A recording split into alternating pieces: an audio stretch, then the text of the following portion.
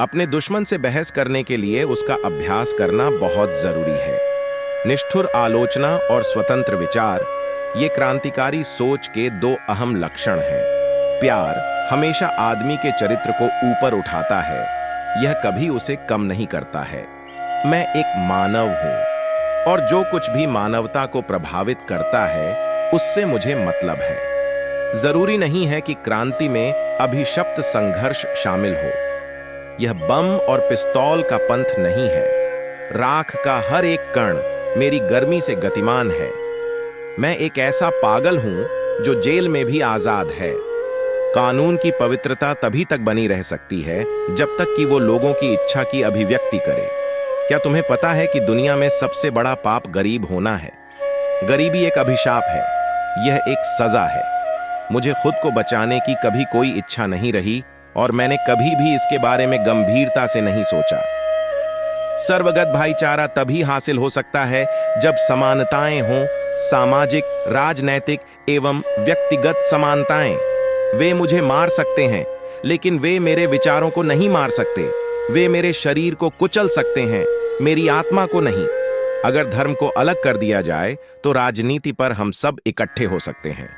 धर्मों में हम चाहे अलग अलग ही रहें। मैं खुशी से फांसी पर चढ़ूंगा और दुनिया को दिखाऊंगा कि कैसे क्रांतिकारी देशभक्ति के लिए खुद को बलिदान दे सकते हैं। मेरा जीवन एक महान लक्ष्य के प्रति समर्पित है, देश की आजादी। दुनिया की अन्य कोई आकर्षक वस्तु मुझे लुभा नहीं सकती। बुराई इसलिए नहीं बराच रही है कि बुरे लोग बराच गए हैं, बल्कि बुराई इसलिए बराच रही है क्योंकि बुराई सहन न करने वाले लोग बराह गए हैं। इंसान तभी कुछ करता है जब वो अपने काम के औचित्य को लेकर सुनिश्चित होता है, जैसा कि हम विधानसभा में बम फेंकने को लेकर थे। यह शादी करने का समय नहीं है। मेरा देश मुझे बुला रहा है। मैंने अपने दिल और आत्मा के साथ देश की सेवा करने के लिए एक प्रतिज्ञा ली है। पिस्तौल और बम इनकलाब नहीं लाते, बल्कि इनकलाब की तलवार विचारों की सान पर तेज होती है, और यही चीज थी जिसे हम प्रकट करना चाहते थे। किसी भी इंसान को मारना आसान है, परंतु उसके विचारों को नहीं। महान साम्राज्य टूट जाते हैं, तबाह हो जाते हैं, जबकि उनके विचार बच जाते हैं। क्रांति मानव जाति का एक अपरिहार्य अधिकार है। स्वतंत्रता सभी का एक कभी न खत्म होने वाला जन्म सिद्ध अधिकार है। श्रम समाज का वास्तविक निर्वाहक है।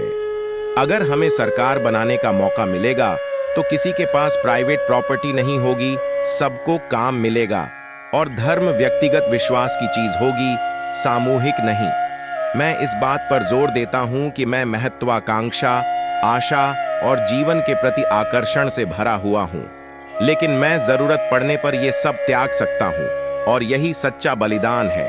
कोई भी व्यक्ति जो जीवन में आगे बढ़ने के लिए तैयार खड्डीडीढा हो, उसे हर एक रूढ़िवादी चीज की आलोचना करनी होगी, उसमें अविश्वास करना होगा और चुनौती भी देना होगा। आमतौर पर लोग जैसी चीजें हैं उसके आदी हो जाते हैं और बदलाव के विचार से ही कांपने लगते हैं। हमें इसी निष्क्रियता की भावना को क्रांतिकारी भावना से बदलने की जरूरत है। यदि बहारों को सुनाना है तो आवाज को बहुत जोरदार होना होगा। जब हमने असेंबली में बम गिराया था तो हमारा मकसद किसी को मारना नहीं था। हमने अंग्रेजी हुकूमत पर बम गिराया था।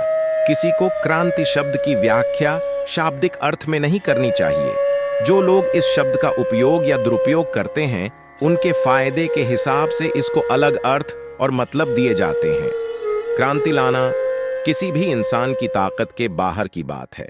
क्रांति कभी भी अपने आप नहीं आती, बल्कि किसी विशिष्ट वातावरण, सामाजिक और आर्थिक परिस्थितियों में ही क्रांति लाई जा सकती है।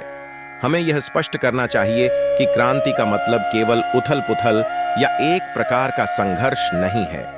क्रांति आवश्यक रूप से मौजूदा मामलों के पूर्ण विनाश के बाद नए और बेहतर रूप से अनुकूलित आधार पर समाज के व्यवस्थित पुनर्निर्माण का कार्यक्रम है। किसी भी कीमत पर बल का प्रयोग न करना काल्पनिक आदर्श है, और नया आंदोलन जो देश में शुरू हुआ है और जिसके आरंभ की हम चेतावनी दे चुके हैं, वो गुरु गोविंद सिंह और शिवाजी, कमाल पाशा और राजा खान, वॉशिंगटन और गैरीबाल्डी, लाफायेते और लेनिन के आदर्शों से प्रेरित है। सूर्य विश्व में हर किसी देश पर उज्जवल होकर गुजरता है, परंतु उस समय ऐसा कोई देश नहीं होगा जो भारत देश के समान इतना स्वतंत्र, इतना खुशहाल, इतना प्यारा हो। अहिंसा को आत्मबल के सिद्धांत का समर्थन प्राप्त है, जिसमें अंततः प्रतिद्वंदी पर जीत की आशा में कष्ट सहा जाता है। लेकिन तब क्या हो जब ये प्रयास अपना लक्ष्य प्राप्त करने में असफल हो जाएं?